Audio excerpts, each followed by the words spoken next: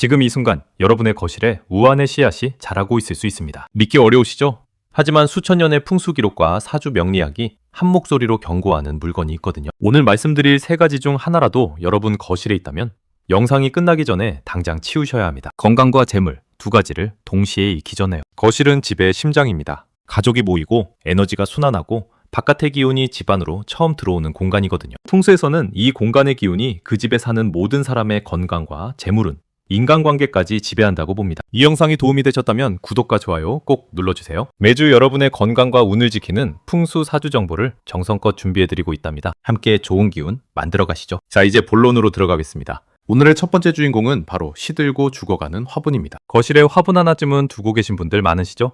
초록식물이 공기도 정화해주고 눈도 편안하게 해주니까요.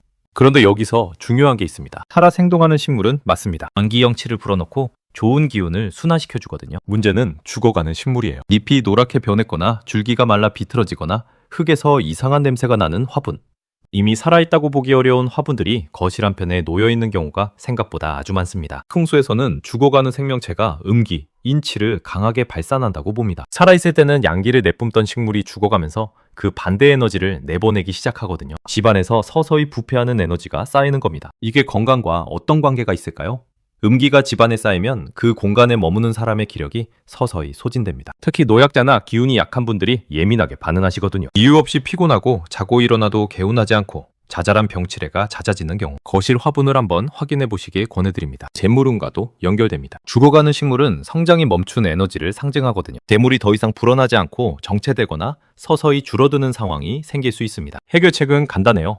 살리기 어려운 화분은 과감하게 치워주세요. 그리고 새로운 건강한 식물로 교체해 주시면 됩니다. 한 가지 팁을 드리자면 거실에는 잎이 둥글고 넓은 식물이 재물운에 좋습니다. 돈나무, 금전수처럼 이름부터 재물을 담은 식물들이 괜히 그런 이름을 갖게 된 게 아니에요. 이게 핵심인데요.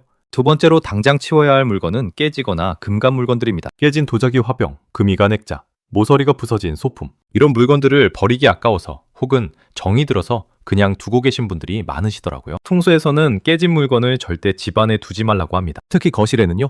그 이유가 있습니다. 깨진 것은 완전하지 않은 상태를 뜻합니다. 그리고 풍수에서 불완전한 물건은 그 집의 기운을 불완전하게 만드는 원인이 된다고 보거든요. 금간 액자 속의 사진이 가족 사진이라면 더욱 조심하셔야 합니다. 가족의 화합과 건강에 균열이 생긴다는 상징적 의미를 갖는다고 전해지거든요. 그리고 여기서 놀라운 사실이 있습니다. 실제로 깨진 도자기나 유리 표면에는 눈에 보이지 않는 미세한 날카로운 틈이 생깁니다. 이 틈새에 먼지와 세균이 아주 잘 쌓이거든요. 음기의 원천이 과학적으로도 설명이 되는 셈이죠. 더불어 날카롭게 깨진 부분은 풍수에서 살기차치라고 부르는 날카로운 기운을 발산한다고 봅니다. 이 기운이 거실에 머물면 가족 간의 다툼이 잦아지고 예상치 못한 사고나 우환이 생길 수 있다고 경고하죠. 당장 확인해보세요. 거실에 있는 물건들 중에서 어딘가 깨지거나 금이 간 것이 없는지요. 오래 봐왔던 물건일수록 눈에 잘 안 띄거든요. 오늘 영상 보신 후에 꼭 한번 살펴보시기 바랍니다. 잠깐, 여기서 중요한 게 하나 더 있습니다. 깨진 거울은 특히 더 빠르게 치우셔야 합니다. 거울은 기운을 반사하고 증폭시키는 성질이 있거든요. 멀쩡한 거울도 방향에 따라 기운의 흐름이 달라지는데 깨진 거울은 증폭된 나쁜 기운을 사방으로 흩뿌리는 역할을 할 수 있습니다. 동서양할 것 없이 깨진 거울을 불길하게 보는 이유가 여기에 있습니다. 세 번째, 오늘의 마지막 물건입니다. 바로 멈춰있는 시계예요.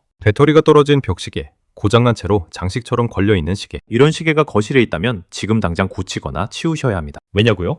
시계는 시간의 흐름을 상징하기 때문입니다. 풍수에서 거실의 시계는 그 집에 사는 사람들의 생명력과 활동 에너지를 나타낸다고 봅니다. 시계가 바르게 돌아간다는 것은 생기, 칭치가 흐른다는 뜻이거든요. 반대로 시계가 멈췄다는 건 기운이 정체되었다는 의미를 갖습니다. 멈춘 시계가 오래될수록 그 집의 발전과 변화도 함께 멈추는 경향이 있다고 전해집니다. 새로운 기회가 와도 놓치게 되고 오래된 나쁜 상황이 계속 반복되는 거죠. 건강 측면에서도 주의가 필요합니다. 멈춘 시계는 특히 노인분들의 기력 쇠퇴와 연관이 있다고 보거든요. 오래된 집에 오래된 멈춘 시계가 있는 경우 어르신들의 건강이 갑자기 나빠지는 일이 생겼다는 이야기가 풍수 사례에 많이 등장합니다. 해결책은 단순합니다. 배터리를 교체해서 다시 돌아가게 하거나 수리가 어렵다면 과감하게 새 시계로 교체하세요. 시계를 고친 후 집안의 분위기가 달라졌다는 분들이 생각보다 굉장히 많습니다. 시계를 새로 구입하신다면 한 가지 팁을 드릴게요. 추시계나 진자시계처럼 움직임이 눈에 보이는 시계가 거실에 특히 좋습니다. 기운이 활발하게 움직인다는 시각적 상징이 더해지기 때문이거든요. 오늘 세 가지를 모두 말씀드렸습니다. 죽어가는 화분, 깨지거나 금간 물건, 멈춰있는 시계. 이 세 가지가 거실에 있다면